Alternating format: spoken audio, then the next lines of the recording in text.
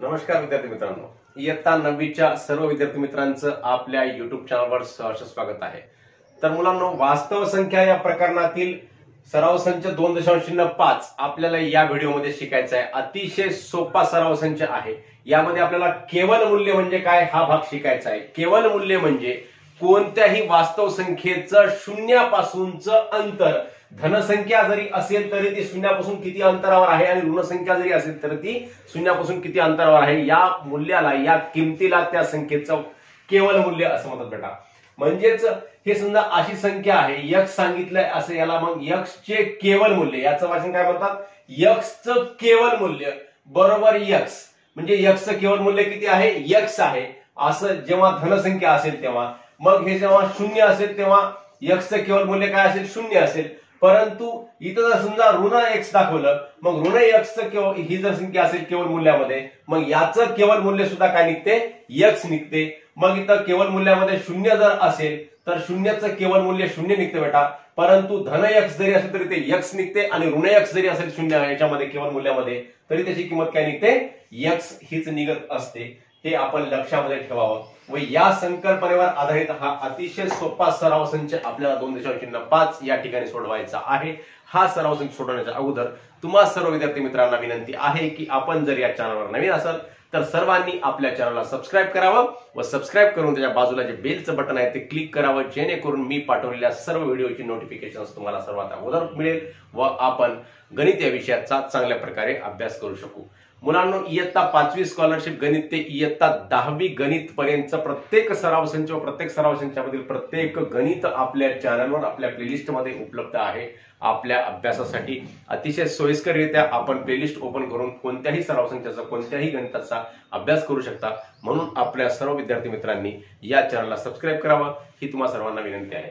तर बेटा, पहिला प्रश्न आहे त्यामधला किंमत काढा।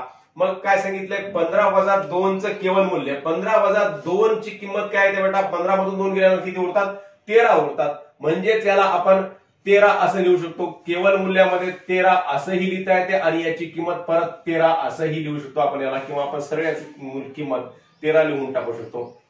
आता 4 वजा 9, मग 4 मधून 9 जातात बेटा, जात नाहीत। मग 9 मधून 4 काढायचे, 9 मधून 4 गेल्या किती राहतात बेटा, 5 राहतात। आणि चिन्ह कोणाचं द्यायचं, 9चं, म्हणजेच केवल मूल्यामध्ये काय येते, 5 येते, ऋण 5 येते। म्हणजेच ऋण 5 चं केवल मूल्य काय येते, ऋण 5 चं केवल मूल्य तर 5 येते। म्हणजेच ऋण संख्येचं केवल मूल्य धनच येत असते, हे लक्षामध्ये ठेवायचं।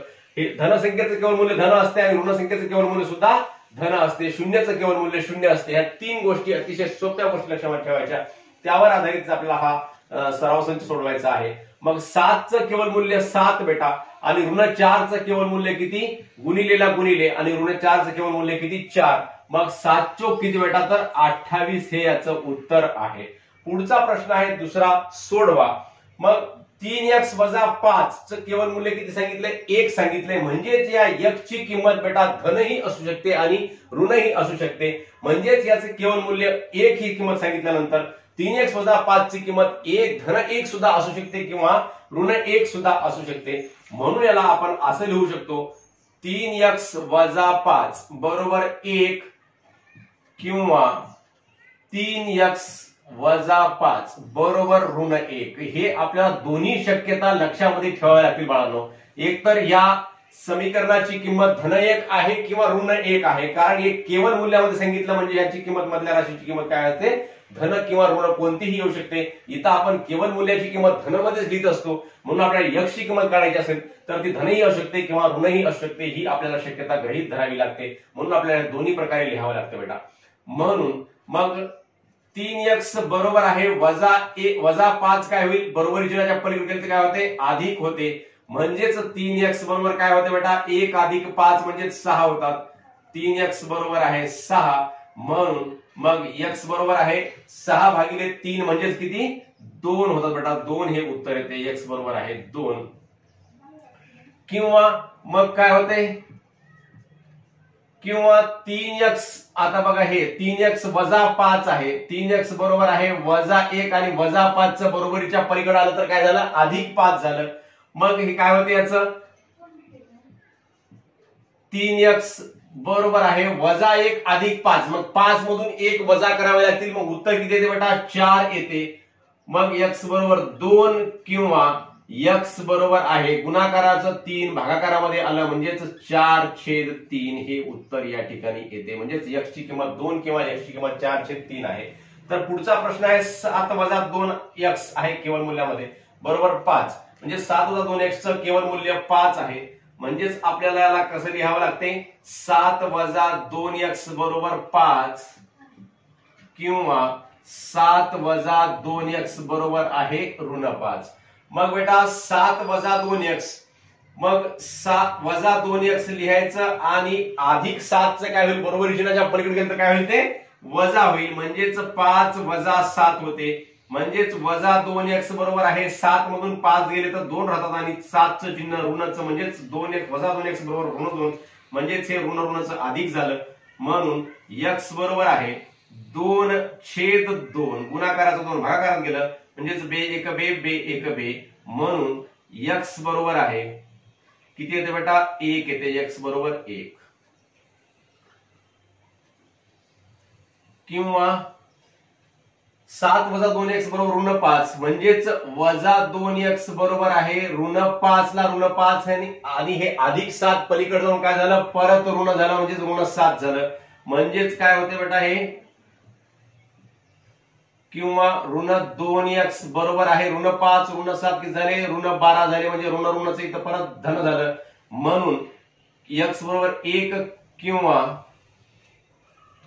x बरोबर आहे 12/2 म्हणजेच बे एक बे पंच 10 बे सक 12 म्हणून x बरोबर 6. म्हणजेच x बरोबर 1 किंवा x बरोबर आहे 6 हे उत्तर या ठिकाणी प्राप्त होते. तिसरा प्रश्न आहे 8 वजा x/2 चे केवळ मूल्य किती सांगितलेलं आहे? 5 सांगितलेलं आहे. म्हणजेच आपल्याला कसं लिहिता येते बेटा? याची किंमत 5 सुद्धा असू शकते किंवा ऋण 5 सुद्धा असू शकते. या x ची किंमत इथं धन सुद्धा असू शकते ऋण सुद्धा असू शकते. आपण जसं सांगितलेलं आहे म्हणजे याचं केवळ मूल्य 5 सांगितलं म्हणजे या x ची किंमत मध्ये धनही येऊ शकते ऋणही येऊ शकते. म्हणून आपण याला याची किंमत धन 5 किंवा ऋण 5 असं लिहू शकतो. 8 वजा x/2 बरोबर आहे 5 किंवा 8 वजा x/2 बरोबर आहे ऋण 5 असं आपणास लिहिता येते बाळांनो. मग आता 8 वजा x/2 आहे म्हणजे भागाकार आहे या 2चा या वरच्या पदासोबत. भागाकाराचं बरोबरीच्या पलीकडे जाऊन काय होते बेटा? गुणाकार होते, विरुद्ध क्रिया होत असते. म्हणजेच आपल्याला कसं लिहिता येते? 8 वजा x बरोबर आहे 5 गुणिले 2. 8 वजा x बरोबर आहे 5 दोन्ही किती बेटा? 10. मग वजा x बरोबर आहे 10 वजा 8 अधिकचा 8 बरोबरचे त्याच्या पलीकडे जाऊन काय झालं? वजा झालं. मग वजा x बरोबर आहे 10 वजा 8 किती बेटा? 2 म्हणून x बरोबर आहे ऋण 2. धन 2चं ऋण 2 झालं. का? कारण ह्या ऋण x चलाची किंमत चल कधीही ऋण ठेवायचा नसतो. मग चलाला धन करायचं असेल तर या दोन्ही पदांना कशाने गुणावं लागते? ऋण 1 न गुणावं लागते. ऋण 1 न गुणल्यानंतर या ऋणाचं धनामध्ये रूपांतर होते आणि या धनाचं रूपांतर ऋणामध्ये होते बेटा. धन 2चं ऋण 2 झालं. अशा प्रकारे आपण हे या बाजूला सोडवलं म्हणजे x ची किंमत ऋण 2 येऊ शकते. किंवा मग आपल्याला 8 वजा x बरोबर ऋण 5 जर हे गृहीत धरलं मग काय होते आता बघा बरं. किंवा 8 वजा x बरोबर आहे 2 गुणाकारामध्ये पलीकडे गेला या ऋण 5च्या म्हणजेच ऋण 5 गुणिले 2 होते. म्हणजेच मग ऋण 5 गुणिले 2 ची किंमत किती येते? 8 वजा x बरोबर आहे ऋण 10. मग 8 वजा x म्हणजेच वजा x बरोबर आहे काय होते? ऋण 10 आणि हे अधिक 8च्या बरोबरीच्या पलीकडे गेलं काय होते? ते परत धन 8चं ऋण 8 होते बेटा. म्हणजेच ऋण 10 ऋण 8 असं आपणास लिहावं लागते. मग याची किंमत काय येते? वजा x बरोबर आहे वजा 10 वजा 8 म्हणजेच वजा 18 होतात बेटा. मग दोन्ही ऋण ऋणचे या ठिकाणी काय होते? धन होते. मग x बरोबर ऋण 2 किंवा x बरोबर 18 या किमती आपणास या ठिकाणी प्राप्त होतात. x च्या 2 किमती. अशा प्रकारे आपण हे तिसरं उदाहरण सोडवलेलं आहे. शेवटचं उदाहरण 5 अधिक x छेद 4 च केवळ मूल्य किती सांगितलेलं आहे? 5 सांगितलेलं आहे. म्हणजेच याला सुद्धा आपल्याला दोन्ही प्रकारे लिहिता येते. तर कसं? 5 अधिक x छेद 4 बरोबर 5 किंवा 5 अधिक x छेद 4 बरोबर आहे ऋण 5. याची किंमत दोन्हीपैकी कोणती 5 किंवा ऋण 5 किंमत येऊ शकते.